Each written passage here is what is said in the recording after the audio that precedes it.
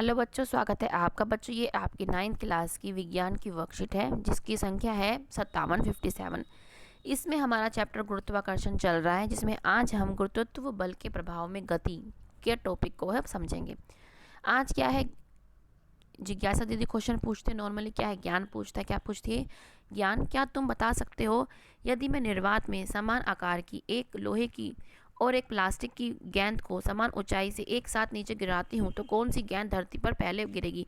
निर्वात माने क्या होता है आपका? वैक्यूम, मतलब जहाँ पे आपकी कोई भी वायु उपस्थित नहीं होती उसको बोलते हैं हम निर्वात। ठीक है, फिर जवाब देता कि यदि दीदी मेरे अनुमान से लोहे की गेंद का द्रव्यमान अधिक होने की वजह से वह प्लास्टिक की गेंद से भारी है, अतः लोहे की गेंद पहले गिरेगी। ठीक है, तो फिर क्या कहती है ज्ञान, जैसा कि हम जानते हैं कि पृथ्वी प्रत्येक वस्तु को गुरुत्वाकर्षण बल से खींचती है, जिससे गुरुत्व त्वरण जी जिसको बोलते हैं उत्पन्न होता है। और गुरुत्व त्वरण क्या है, किसी के भी द्रव्यमान में किसी की वस्तु के द्रव्यमान पे निर्भर नहीं करता। इसलिए निर्वात में दोनों गेंद ही नहीं परंतु कोई भी वस्तु क्या है एक ही दर से नीचे पहुंचेगी। मतलब अगर हम दोनों गेंदें या हम कुछ भी लें, ठीक है ना, तो वो क्या है से अगर हम कोई पलंग भी ले लें, अगर हम छोटी सी बॉल ले लें तो वो भी क्या है, वो एक समान गति से क्या है नीचे ग्राउंड पे धरती पर पहुंचेंगी।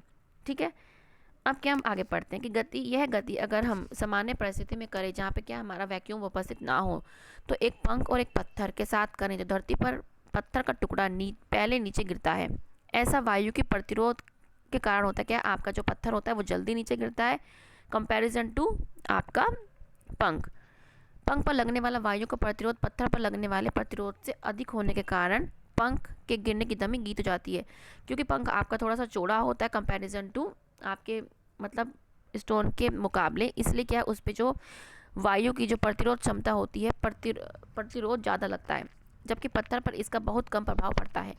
लेकिन इसी गतिविधि को यदि हम निर्वात मतलब हम वैक्यूम में करें जहाँ पे हमारी वायु उपस्थित नहीं होती, तो वहाँ वायु ना होने की वजह से दोनों ही वस्तु मुक्त पतन से एक ही दर से एक साथ नीचे गिरती हैं। ठीक है, हमने मतलब इसमें ये पढ़ा कि अगर जहाँ पे कोई भी वैक्यूम हमारा निर्वात ना हो तो हम कोई भी दो वस्तुओं को नीचे गिराते हैं तो वो सेम टाइम पे क्या है, मतलब एक समान दर से वो नीचे गिरती हैं।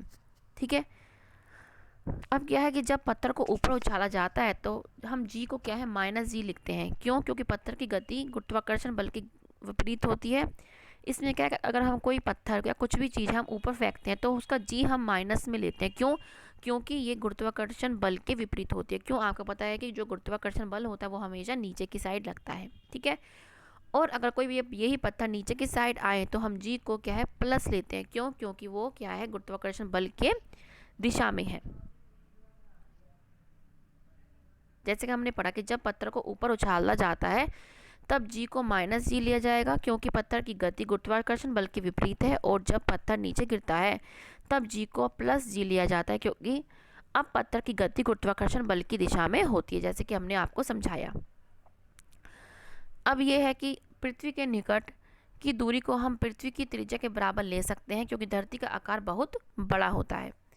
इसलिए जी को भी धरती के निकट एक स्थिर मान माना जाता है। इस कारण धरती पर गिरने वाली वस्तु जैसे पत्थर आपका हो गया के लिए हम गति के समीकरण, अगर हमने क्या गति के हमने समीकरण पढ़े थे, उसमें हमने क्या था, गति का समीकरण हमारा ये था। तो इसमें क्या है, हमें अगर हम वो गुरुत्व बल के कारण गिर रही है तो हम क्या है यहाँ पे हम ए को क्या है रिप्लेस कर देंगे किससे, जी से। और हमारी जो सारी इक्वेशन थी हमारे सारे समीकरण गति के, तो उसमें क्या है हम ए की जगह हम जी को पुट कर देंगे। ठीक है, तो हमारी क्या है वो समीकरण गुरुत्व त्वरण हमारा बन जाएगा। अब हम आते हैं क्वेश्चन पे कि कागज के एक टुकड़े और लोहे की मोटी कील को निर्यात में समान ऊंचाई से गिराने पर कौन सा पहले धरती पर पहुंचेगा? तो क्या है निर्वात माने जहाँ पे वैक्यूम, मतलब जहाँ पे आपकी कोई भी एयर उपस्थित नहीं होती, दोनों वस्तुएं एक समान समय पर धरती पर पहुंचेंगी, क्योंकि गुरुत्व त्वरण जी वस्तु के द्रव्यमान पर निर्भर नहीं करता। तो हमारा क्वेश्चन का आंसर ये हो जाएगा। अब हमारा नेक्स्ट क्वेश्चन क्या है कि यदि हम किसी बॉल को ऊपर उछालते हैं, ऊपर माने क्या है ऊपर उछालते हैं, तो हम इसको जी को हम माइनस क्यों लेते हैं, हमने यहाँ पे पढ़ा, क्योंकि वो गुरुत्व बल के विपरीत होता है। क्या लिख देंगे हम, क्योंकि बॉल की गति गुरुत्वाकर्षण बल के विपरीत होती है, इसलिए इसे मतलब जी को, इसलिए जी को माइनस लिया जाता है। ठीक है, तो हमें यार क्वेश्चन ये रहा। अब हमारा थर्ड क्वेश्चन कि सामान्य परिस्थिति में विभिन्न वस्तुओं को समान ऊंचाई से गिराने पर वह समान समय पर नीचे क्यों नहीं गिरती। ये बच्चों यहाँ से आप लिख लेना, ये क्वेश्चन आपका थर्ड यहाँ से।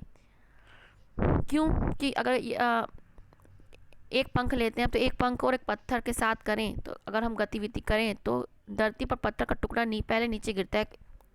आंसर क्या होगा, आप यहाँ से लिखें कि ऐसा वायु के प्रतिरोध के कारण होता है। पंख पर लगने वाला वायु का प्रतिरोध पत्थर पर लगने वाले प्रतिरोध से अधिक होने के कारण पंख के गिरने की गति जो है धीमी हो जाती है, जबकि पत्थर इसका बहुत कम प्रभाव पड़ता है। ठीक है, तो आप क्या है, कोई भी दो वस्तु के बारे में लिखा है तो आप क्या है पंख और स्टोन का एग्जाम्पल देख के अपना क्वेश्चन बना के यहाँ से बेटा लिख लेना।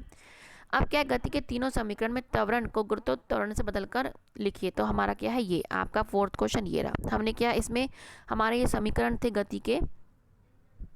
ठीक है, इसमें क्या है, हमने जी को क्या है, यहाँ पे ए को क्या है जी लिख दिया। ठीक है, ऐसे ही हमारा दूसरा समीकरण हमारा गति का क्या था, ये 8 ही था हमारा, तो हमने 8 एक की जगह हमने क्या लिख दिया, हमने जी लिख दिया।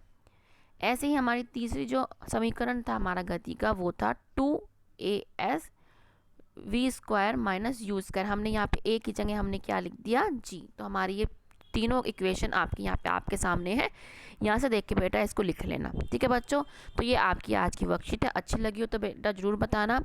ठीक है बच्चों, और हमेशा खुश रहिए और कोविड-19 से बच के रहिए। बच्चों मिलते हैं हम आगे की वर्कशीट के साथ। बाय बच्चों।